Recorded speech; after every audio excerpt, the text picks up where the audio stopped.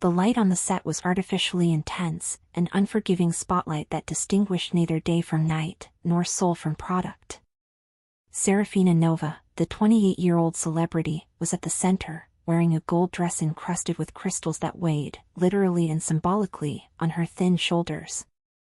Her blonde curls were perfect, and the smile, trained by years of contracts and cameras, was infallible. She was, in the eyes of the world, the personification of joy and success, but the shine in her eyes was the reflection of the crystal, not an inner light. Despite the evident exhaustion, Seraphina treated every assistant, from the stressed makeup artist to the overlooked lighting technician, with a quiet kindness. She always remembered their names and offered sincere thanks. This loyalty and natural goodness were traits her team loved, but which her fiancé, Victor Sterling, saw as inefficiency. Victor, elegantly dressed in a custom-cut suit, hovered on the periphery of the set. His eyes, blue and icy, never looked at Seraphina, they looked at the clock. He was the manager, the architect of her empire, and his main characteristic was the need for constant control. Victor was never satisfied with the present, he lived obsessed with the risk of the future, a perpetual anxiety that he projected onto everyone around him, forcing them into constant work and the distraction from any personal satisfaction. More energy, Seraphina. The cover take needs ecstasy, not melancholy, Victor shouted, without moving from his observation post. Seraphina obeyed, forcing the pose.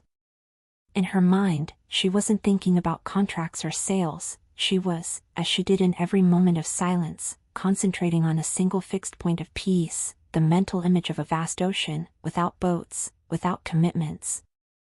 It was her private anchor, her discreet way of reaffirming her purpose to find calm. During a break, Seraphina stepped away to drink water. She picked up her small notebook, not for music, as she was blocked, but for reflections. She had written only one word that day, time. For her, time meant freedom and clarity, the most precious resource Victor denied her. Victor intercepted her before she could take a deep breath, sliding his arm possessively around her waist. He was always touching her in public or in front of his lawyers, subtly reinforcing his possession over his asset. Victor spoke, his voice low and controlling, "The Hong Kong sponsorship contract is at risk. You look distracted. Focus, Seraphina. You know what happens when you lose focus, don't you? The world moves in to seize the vacuum." Victor's tactic was always the same, to create constant pressure and a veiled fear that failure was just around the corner, encouraging her to submit to his rhythm to avert disaster. Seraphina felt the familiar pang of nausea. She was intelligent enough to know that Victor was controlling her through anxiety, but she was too loyal to break the agreement publicly and risk the financial ruin of her entire team. She merely looked at Victor, and the emptiness in her eyes was a silent confession of her unhappiness. He smiled, but the smile didn't reach his eyes. "Great. Now go back. We need the perfect take, the perfect smile. Remember, the public needs your joy. That's what you sell. You are the guarantee that everything will work out." Seraphina returned to the center of the set. She closed her eyes for a second, pushed away the pressure, and found the point of peace in her mental ocean. She remembered her original purpose, the music, not the machine. With an almost imperceptible sigh, she forced the radiant, false smile the world idolized, ready for another hour under the weight of her crown. The accumulated exhaustion and Victor's silent pressure culminated on the night of the music award. Seraphina was scheduled to perform her new single, the high point of her comeback campaign. On the outside, she was the personification of pop power. Inside, the quietude of her mental ocean was being invaded by the tide of Victor's anxiety. As she prepared backstage, her makeup artist, a woman Seraphina treated with affection and loyalty, mumbled about Victor's insane demands, worried about the tight schedule. Seraphina smiled, trying to reassure her, but the information was the final grain of sand. The pressure, which she tried to process in silence, suddenly became overwhelming. She stepped onto the stage. The lights hit her with the force of a punch. The audience, a dark and noisy mass, expected perfection. The beat began, and Seraphina started to dance, following the choreography rehearsed hundreds of times. For a brief moment, she managed to concentrate only on the rhythm, reaching a zone of focus that Victor always demanded. But then, the chorus came. The moment when she was supposed to hit the highest vocal note, expressing an ecstasy she hadn't felt in years. Instead of feeling the power of the music, she felt the weight of the dress, Victor's possessive hand on her waist, and the emptiness of her own life. At the climax of the performance, Seraphina's body betrayed her. She froze. In the middle of the note, the sound simply died.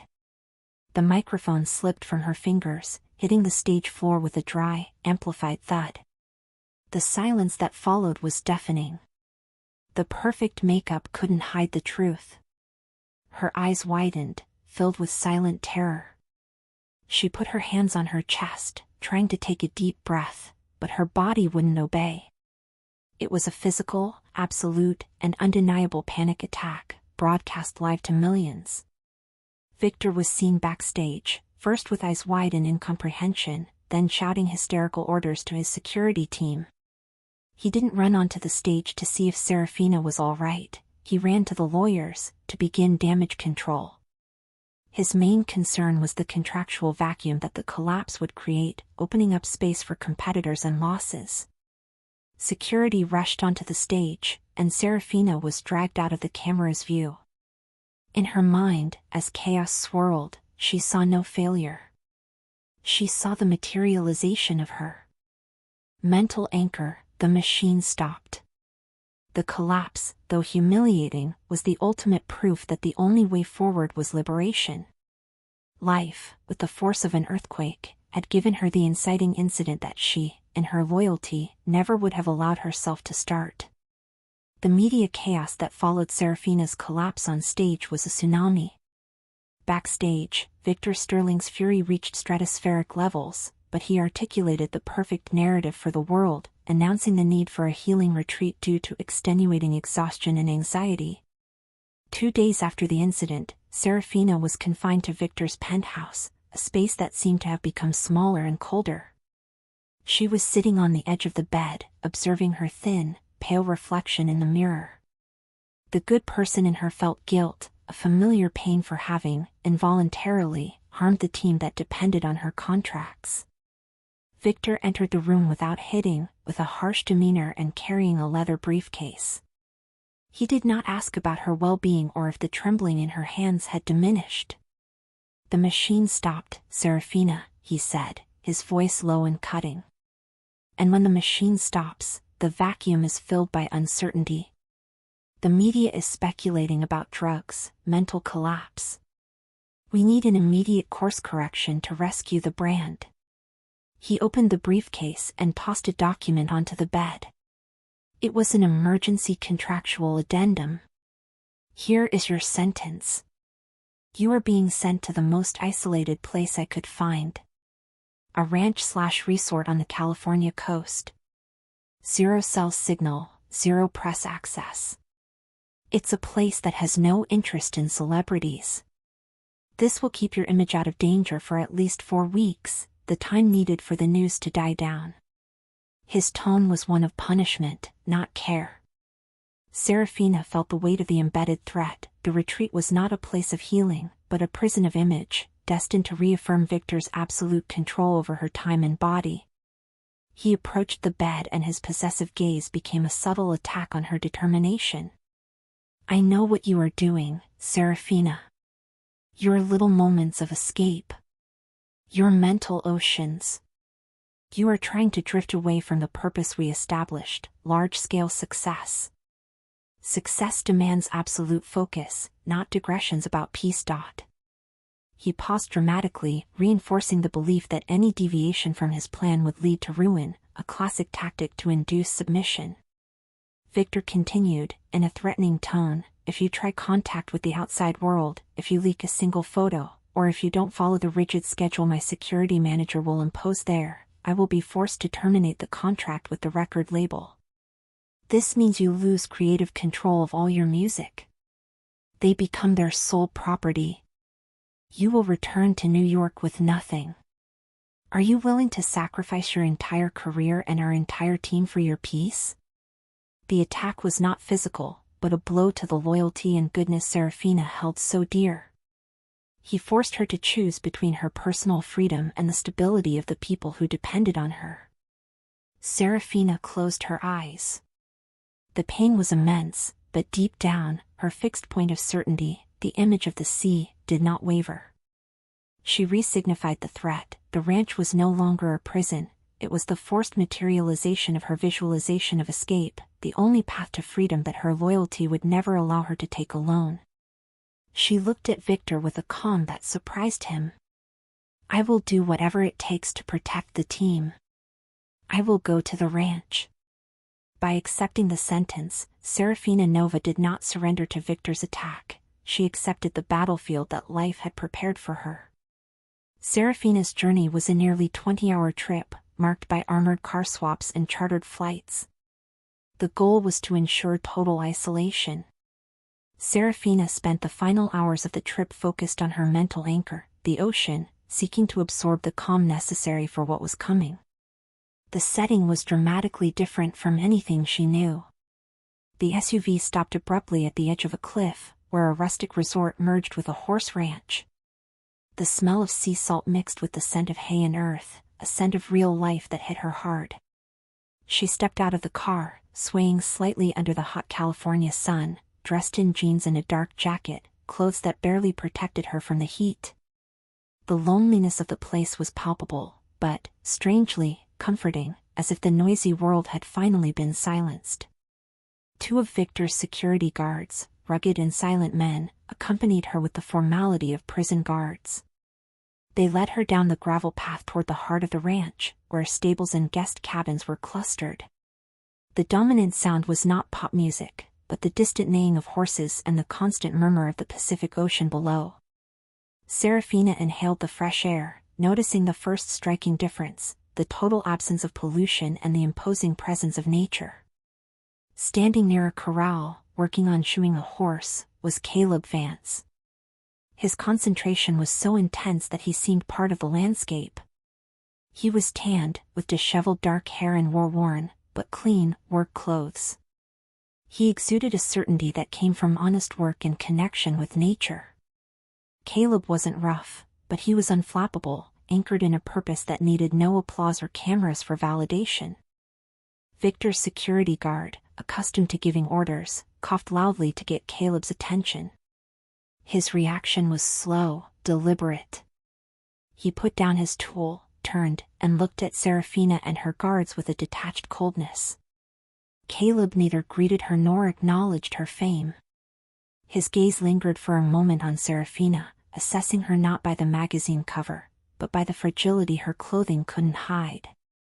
Addressing the security guard, and ignoring Seraphina, Caleb spoke in a deep, firm voice, I know the arrangement. She stays in the most isolated cabin. Meals are served in the mess hall, on the ranch schedule. No exceptions. Seraphina, accustomed to the world bowing to her recognition, felt the first shock. She opened her mouth to introduce herself, but the words caught in her throat. He didn't care who she was. Caleb finally faced her, and his eyes conveyed a brutal honesty. The lodging contract is clear. Here, you have no schedule, no status. You are here for silence. If you bring the chaos of your world, you spoil mine. She tried, instinctively, to use her remaining power. You know who I am. I can pay triple for special privileges. Caleb laughed, a dry, humorless sound. I created this place to escape what you represent. You can't buy the peace that horses teach. And you can't buy the loyalty of my staff. He handed her a pair of work gloves and a list of chores. Your name is Seraphina. Your work starts at 5 in the morning. The cabin is over there. Be loyal to the rules. If you break them, Victor will know in an hour, and the fault will be yours." He turned and returned to his work. Seraphina stood still, clutching the rough gloves. She had found an uncompromising guardian of a world of purpose she didn't understand. That place was her forced sanctuary. Seraphina looked at the rough work gloves in her hands, the smell of raw leather and sweat violently contrasting with the imported perfume Victor insisted she wear. The list of chores seemed like a personal affront, detailing the need to clean stalls, brush harnesses, and feed Furia, the most difficult horse on the ranch. She was used to giving orders, to having an army of assistants catering to her whims, and now, the man who barely looked at her demanded manual labor before sunrise. Anger rose in her throat, the old diva reaction that had helped her survive in showbiz. "Wait a minute, Caleb," Seraphina demanded, using the tone of voice that silenced boardrooms. "Victor imposed isolation on me, but I am not your employee. I am paying for a luxury retreat. You cannot force me to." Caleb stopped his work, straightened slowly, and wiped his hands on his worn jeans. For the first time, he dedicated his full attention to her, and Seraphina felt the weight of his certainty, a silent force that disarmed her rage. "You are confused, Seraphina," Caleb replied, his voice calm and level, yet piercing like needles. "You are paying for my time and the silence of this place. You are not paying for my loyalty or my structure. And in my world, there is no luxury without purpose." He approached her, maintaining a respectful physical distance, but the intensity of his gaze was undeniable. "Your problem, and the reason you collapsed on that stage, is that your life has no focus or purpose beyond external approval. Victor kept you in drift and you accepted distraction as routine. Here, that doesn't work." Caleb pointed to the ocean, vast and imposing.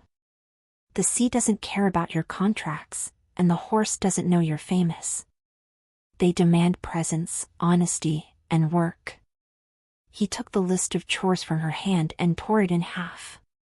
"There is no list of chores," he affirmed. "There is only the non-negotiable rule: as long as you are here, you abandon your celebrity identity. You have no fame, no privileges, no right to feel superior to any handful of hay. Your only goal is to find your inner anchor again." Seraphina felt the attack on her identity. He was taking off her armor, piece by piece. The instinct to run, to call Victor and beg to be rescued, was overwhelming. The fear of being a nobody without the status hit her hard.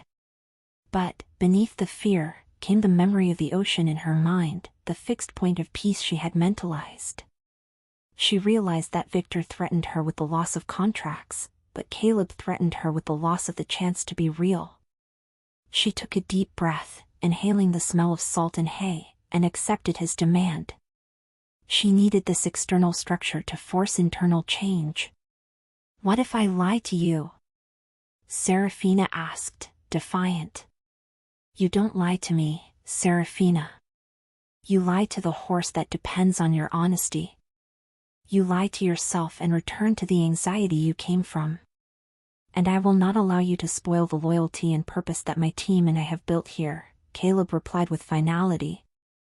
Seraphina took a step toward him, accepting the challenge. She dropped the designer sweatshirt on the ground. She chose the uncertainty of purpose over the certainty of prison. "What should I do first?" she asked, her voice low and filled with new determination. Caleb gave her a half-smile, the first sign of acceptance. "First, you go to Furia's stall. He's the most difficult. You will observe him until he allows you to get close. Loyalty is earned. Good luck, Seraphina." Taking the first step toward the stable, Seraphina left behind not only the sweatshirt and perfume, but the entire manufactured identity. She had crossed the threshold of authenticity. Seraphina's initial period at the ranch was a series of brutal tests that crushed her old routine and challenged her loyalty to the new life. She woke up every day before sunrise, not to Victor's alarm, but to the sound of the active ranch and the crying gulls. The luxury of extended sleep, a pillar of her former life, had vanished. The most immediate and difficult test was the physical labor. Seraphina, whose hands were accustomed only to holding microphones and autograph pens, now wielded a scrub brush. She had to clean stalls, work that smelled of manure and wet earth, and that demanded muscular effort she didn't know she possessed. The ranch accepted no weaknesses or excuses. Her muscles protested violently, and she cried from frustration and pain in the cold early mornings at the isolated cabin. She felt the strong temptation to call the special cell phone Victor had left, the emergency phone that linked her to her empire, just to have a familiar voice tell her she didn't have to do this. However, the fear of losing the newly found purpose was stronger. Caleb, true to his word, offered no easy comfort. He watched her from a distance, correcting her cleaning technique without condescension or anger, only with the certainty that the job needed to be done well. He didn't punish her, he forced her to be present and focused, exactly what Victor had taken from her. The total absence of external validation was another blow. There were no camera flashes, no applause, no mention of her name. She was just Seraphina, the clumsy newcomer who took 3 times as long to feed the horses. The only criticism came from Caleb, and it was always constructive, focused on improving the structure of her actions, not on her personal failure. Her relationship with Furia, the wild, skittish horse Caleb had assigned as her first responsibility, was the deepest test of patience and connection. Furia was the mirror of her internal trauma, isolated, distrustful, and full of pain. Seraphina spent hours sitting near the stall, just in silence, trying to project the calm she sought. The horse refused contact, but Seraphina persisted. She refused to drift her focus from that challenge. One afternoon, exhausted and covered in dirt, Seraphina fell to her knees in Furia's stall. She was at her limit. The ranch was teaching her a cruel lesson, that the hardest loyalty to conquer was her own, and that silence was the place where all her old distractions died. Caleb found her there, crying not from sadness, but from physical exhaustion. He did not touch her. "Victor paid you a lot to keep you here," Caleb said, maintaining his distance.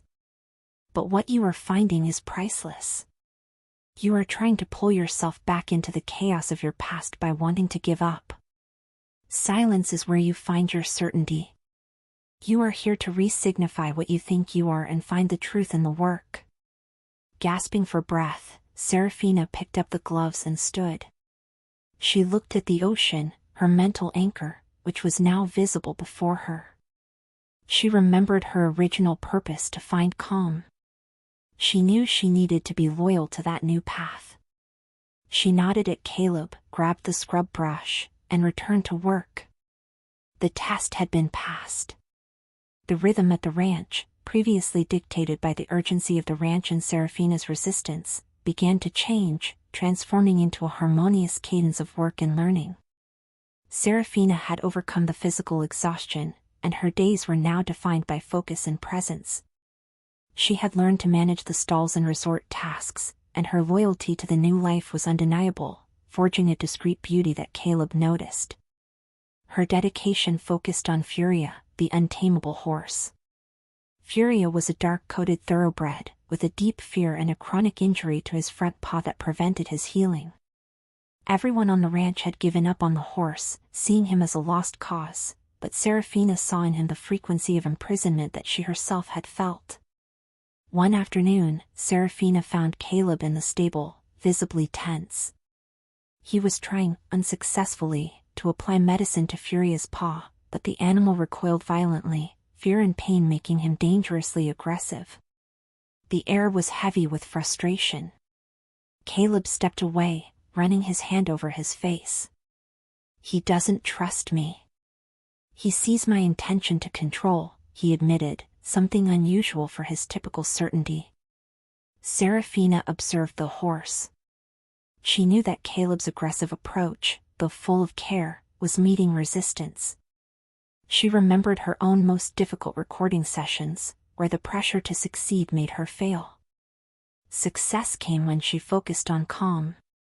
Seraphina did not ask permission, she simply approached the stall with deliberate slowness.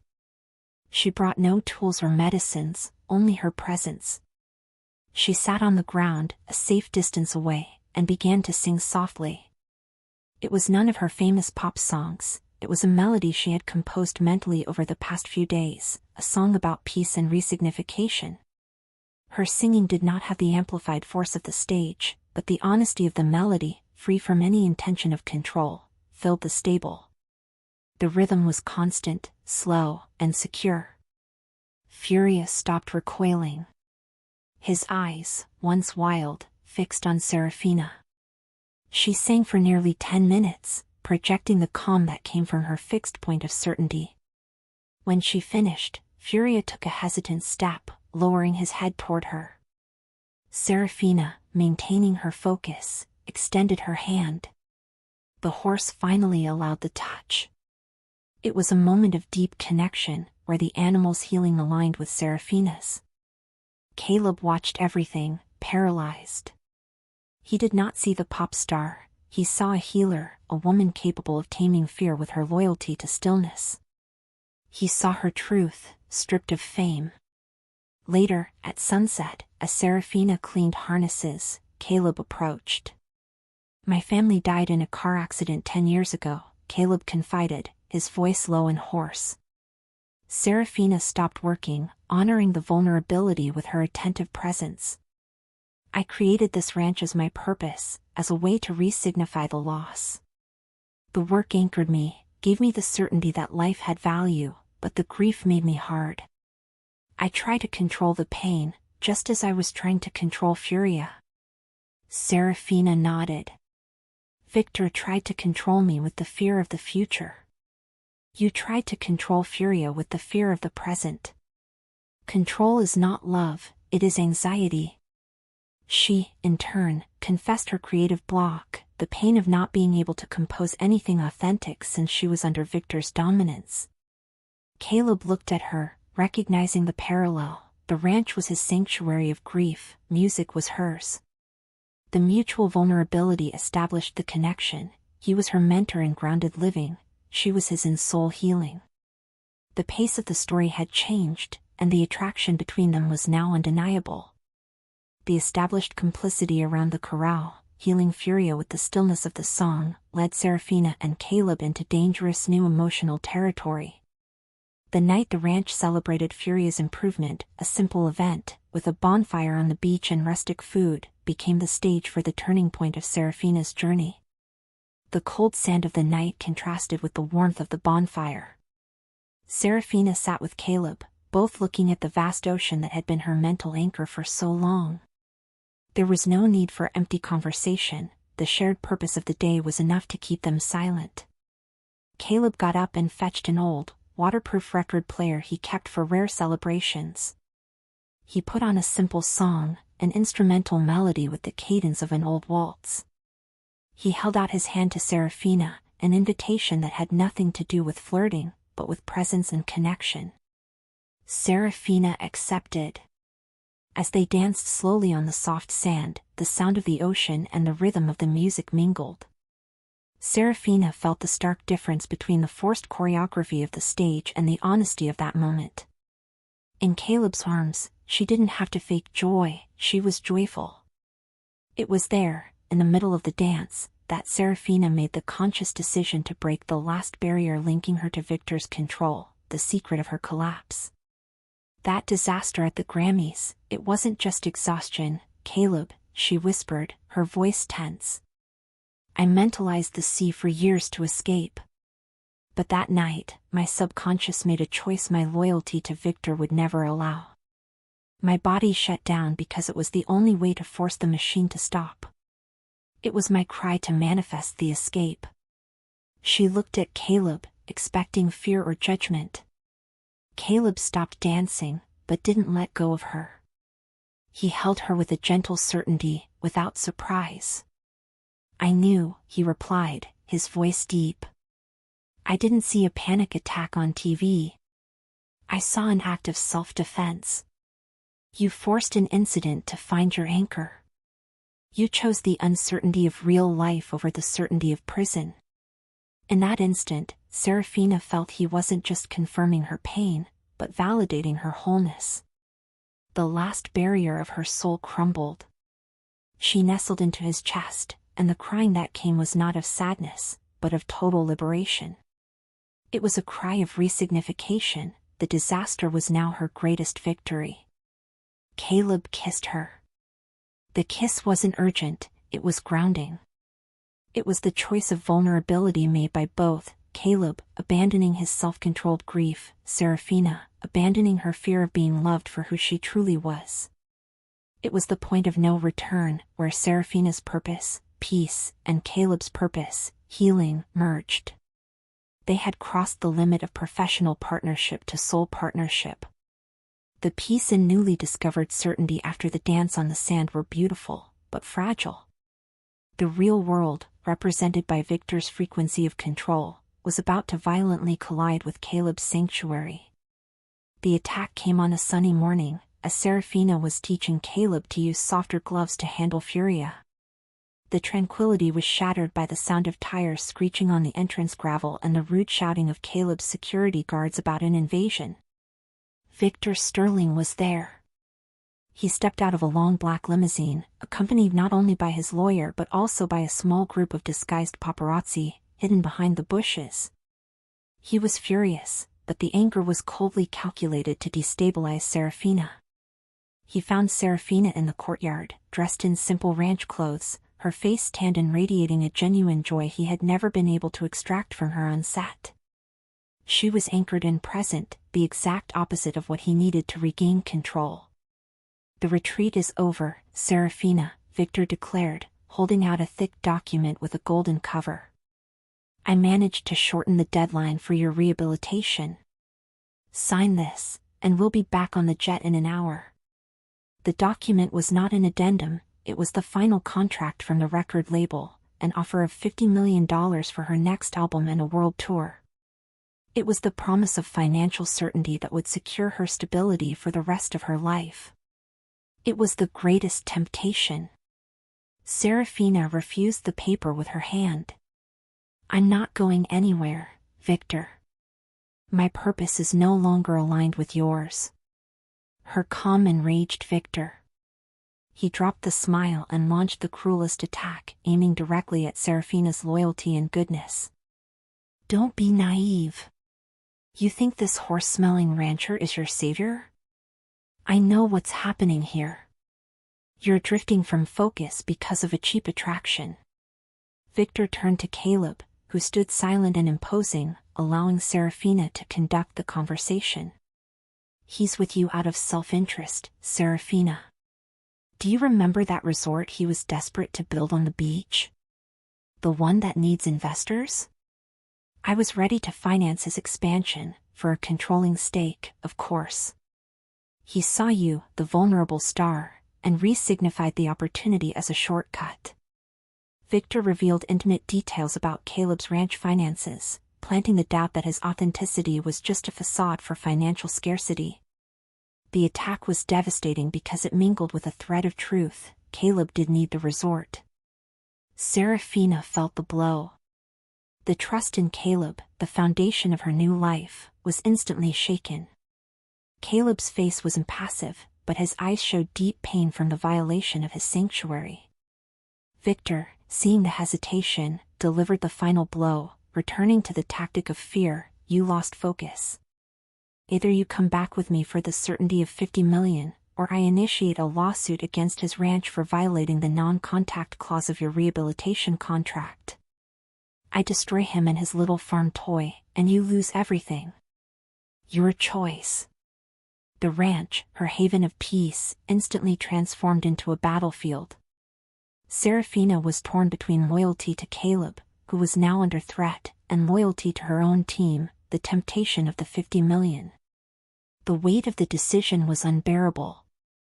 She backed away, gasping for breath, feeling more alone than she had on the Grammy stage. The crisis had arrived. Victor's raid left the ranch emotionally scarred. He retreated with his lawyers, leaving behind the $50 million contract, spread out on the cabin table, and the poisonous seed of doubt.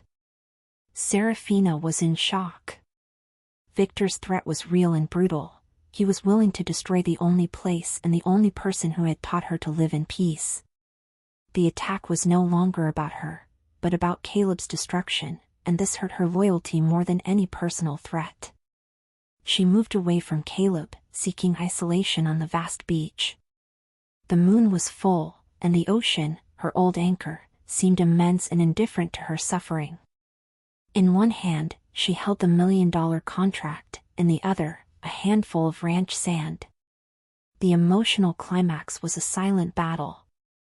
She felt torn once again between the certainty of money, which would guarantee the well-being of her team and the security of her career, and the uncertainty of Caleb's authentic love, whose reputation was now under attack. Seraphina closed her eyes and, in her mind, visualized the two paths.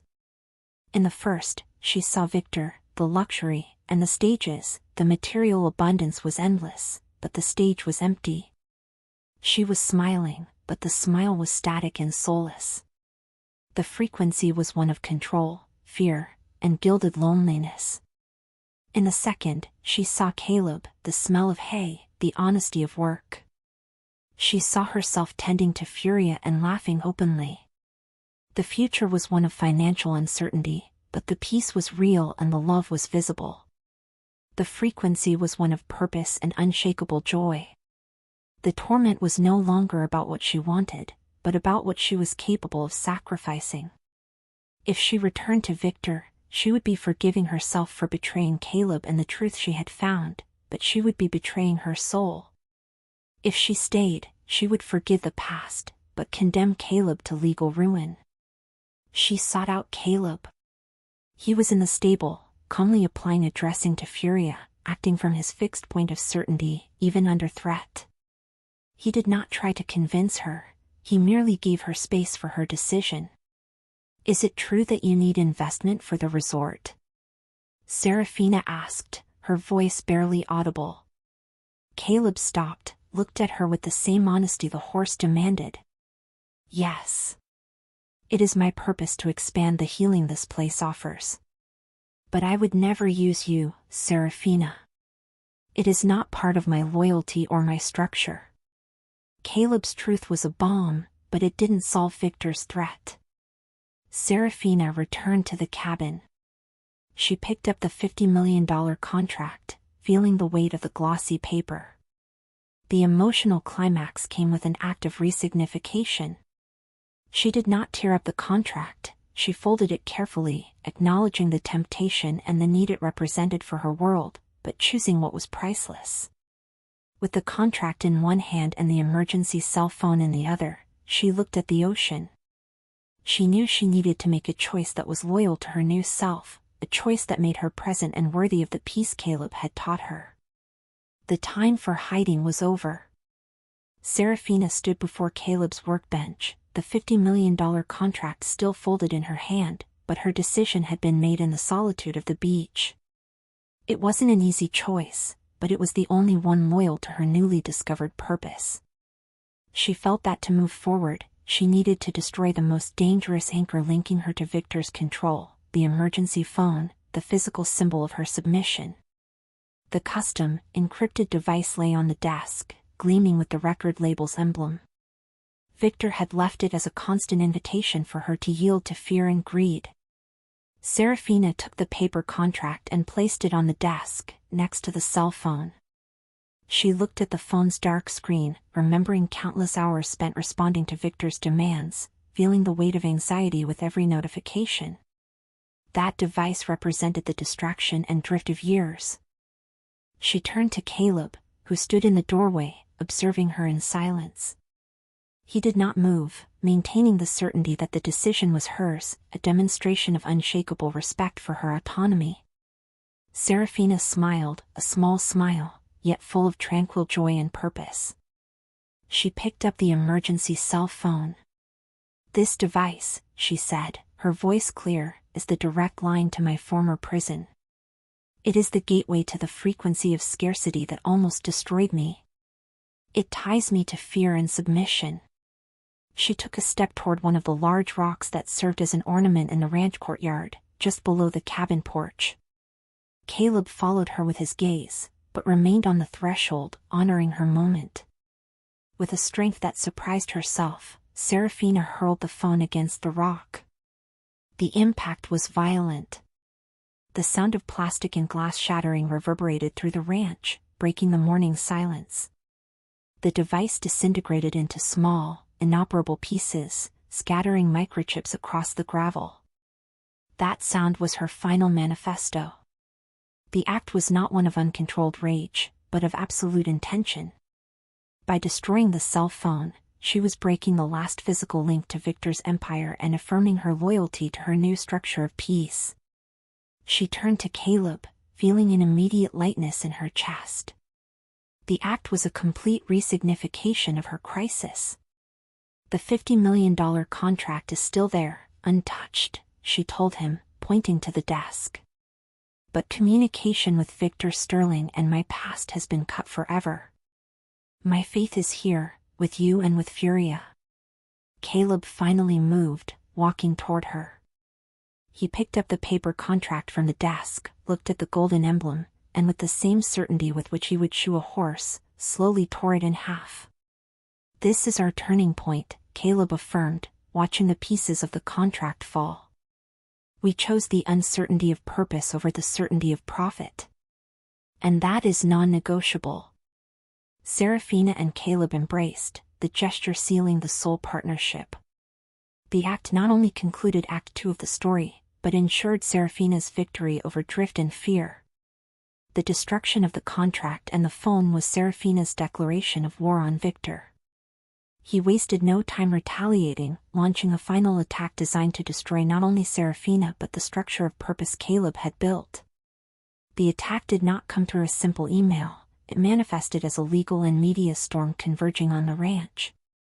Victor, using his contacts in the press and the legal world, initiated an emergency lawsuit, alleging that Caleb was holding Seraphina captive, violating the rehabilitation agreement and exploiting her vulnerable condition for financial gain. His objective was clear: to seize Caleb's assets and close the resort, undermining the loyalty and trust the local community had in the rancher. The invasion began at dawn. Helicopters flew low overhead, and news vans and lawyers' cars blocked the ranch entrance. The quiet of the sea was replaced by chaos. Caleb's sanctuary was under siege. Caleb remained calm. He acted from his unshakable certainty, focusing on protecting his team and the horses. He was not operating at Victor's frequency of anger, but at the frequency of organized defense. Seraphina, however, felt the return of familiar anxiety. The fear of having condemned Caleb to ruin because of her was excruciating. She saw the fury in Victor's eyes, who stepped out of a luxury car, accompanied by a private investigator and a court order. Victor confronted her in the courtyard, scorning her work clothes and the dirt on her hands. You chose drift and mediocrity, Seraphina, Victor hissed, triumphant. And now, you will destroy this place with your choice. He will be held legally responsible for breach of contract. He loses everything. You lose your refuge, and I win the lawsuit. The blow was deep. Seraphina felt the urge to justify herself, to return to her old submission, but she remembered her purpose. She looked at Caleb, who stood beside her, grounded and silent. Seraphina took the front. She looked directly at the TV cameras focusing on her. The moment was one of climax. The only kidnapper here is money and control, Seraphina declared, her voice clear and unwavering, charged with honesty and purpose. I am not Caleb's hostage, I am loyal to the truth he taught me. I spent years living in the anxiety imposed by Victor, and this collapse he is trying to create is the final act of a man who lost focus and integrity. She continued, speaking directly to the public. What Victor calls rehabilitation was a prison. What he calls fraud is Caleb's honest purpose. I chose the uncertainty of a real life and love over the certainty of 50 million. And I forgive Victor for trying to destroy me, but I will not allow him to destroy Caleb's structure. Seraphina's speech was a manifesto of authenticity. The purity of her joy contrasted brutally with Victor's cold, desperate expression. The news crew, accustomed to staging, was caught by the truth. Caleb then took a step forward. Instead of responding to the legal threat, he addressed Victor's detective, handing him documents proving that the ranch property was in an unassailable family trust, and that the money from Seraphina's contract had been donated to a charity fund the moment she tore it up. Victor's financial attack had failed. The storm on the beach had reached its peak, but it was dismantled by Caleb's loyalty to his purpose and Seraphina's unshakable courage in defending her truth. Victor, defeated and exposed, had to retreat, leaving behind the chaos that, for the first time, he could not control. Months passed since Victor's spectacular defeat on the beach. Caleb's ranch not only survived the legal and media storm but flourished. The scandal became the resort's biggest testament to authenticity, attracting people who, like Seraphina, sought loyalty, purpose, and refuge from the drift of the modern world. Seraphina's isolated cabin was no longer a prison, it was a home. Designer clothes gave way to simple ranch attire and muddy boots, and her beauty, once cold and manufactured, was now vibrant, marked by the sun and hard work. She was present in every moment, a characteristic of her new mindset of focus. A typical morning found her in the stable, not supervising, but working. She didn't wear silk gloves, but the worn leather gloves Caleb had given her. The horse Furia, now completely tame and healed, was her shadow, a reflection of her own process of resignification. Seraphina spoke softly to Furia, and the horse responded with trust, the trust she had taken so long to earn. Her loyalty extended to the entire ranch community. She knew every horse by name, the nuances of each temperament, and the routine of the employees. Seraphina became the manager of the equine therapy area, using the calm she had found to help other people trapped in the anxiety of their lives. She was a good person, not out of necessity for her image, but by nature. Caleb watched her from the porch of the main house, with quiet satisfaction. He saw her deal with a group of new resort guests, stressed people afraid of losing control. Seraphina didn't lecture, she took them to the stable and put them to work, teaching them that certainty and peace came from grounding and purpose. Their relationship had evolved into an unshakable partnership. They worked side by side, building new corrals for the horses and renovating the resort cabins. Their work was physical and silent, but the communication between them was deep, based on honesty and mutual intention. In the evenings, Seraphina went to her piano, now situated in the cabin, overlooking the sea. She was no longer blocked. The music flowed from her, rich in emotion, telling the story of her journey of healing and the purpose she had found in the simple life. Success was no longer measured by chart positions, but by the depth of her joy. The new world established was proof that loyalty to one's own purpose and the refusal to submit to fear were the true sources of power. Seraphina Nova, the star who collapsed on stage, was now Seraphina Vance, the woman who sustained the structure of peace of a seaside ranch. She had finally become the good person Victor had tried to cover up. Time, once Seraphina's hurried enemy, now moved at the calm rhythm of the tide. The ranch had become the epicenter of her loyalty and the manifestation of her inner certainty. The final resolution of her old life unfolded elegantly and artistically. Seraphina, driven by the purpose and peace she found, had composed her first authentic album in years. The album was raw, acoustic, and spoke of the resignification of pain into strength. She refused to seek out major labels, opting for an independent label, ensuring that her structure of creative control remained untouched. The album's main song, titled Mental Anchor, was her story. It detailed the fear, Victor's attempt to undermine her focus through anxiety, and, finally, the rediscovery of peace in the ranch's silence. The music, which did not seek the top of the charts, went viral due to its honesty and the frequency of joy it transmitted.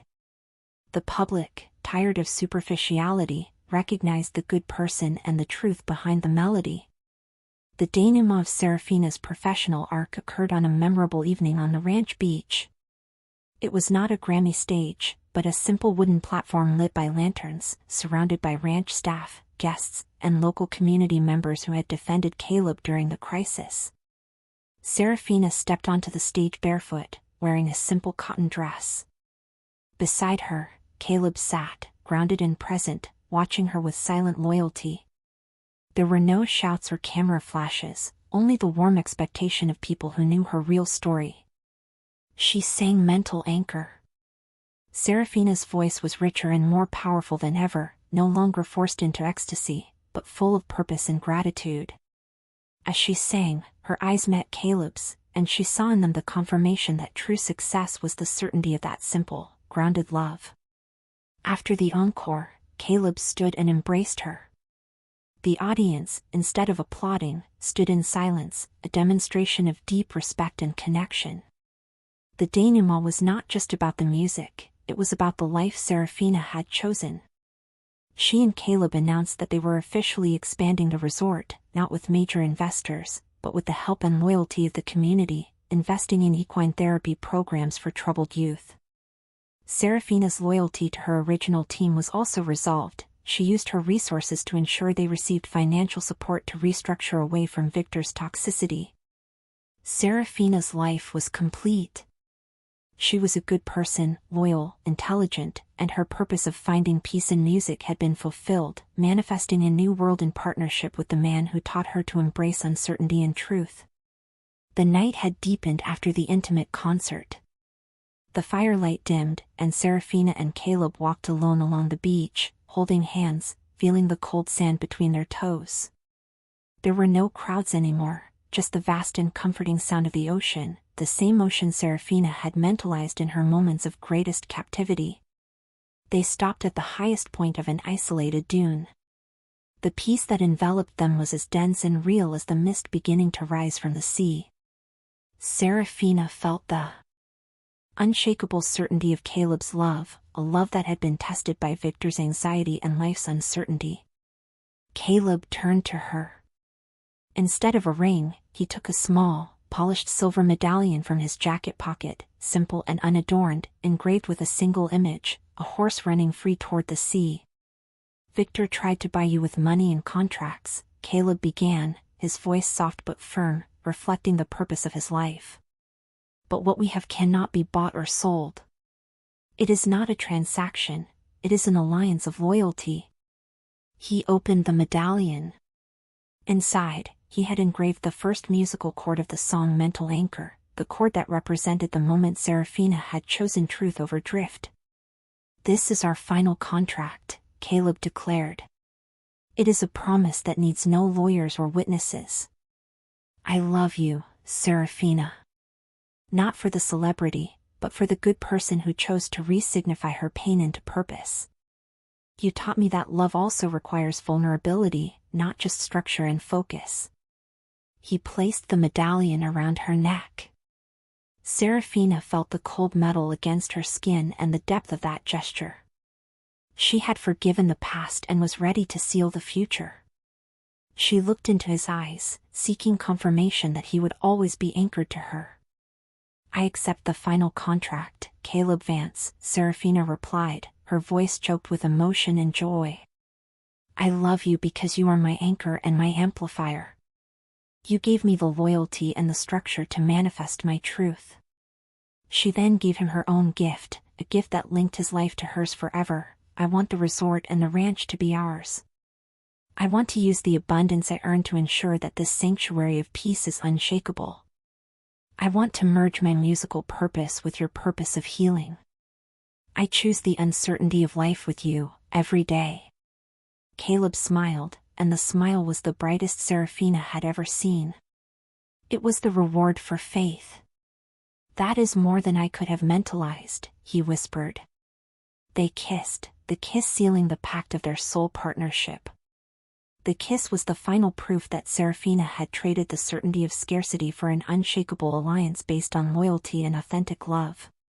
The camera slowly pulls back, leaving them embraced, the ranch and the ocean vast, under the moonlight, their home and their purpose.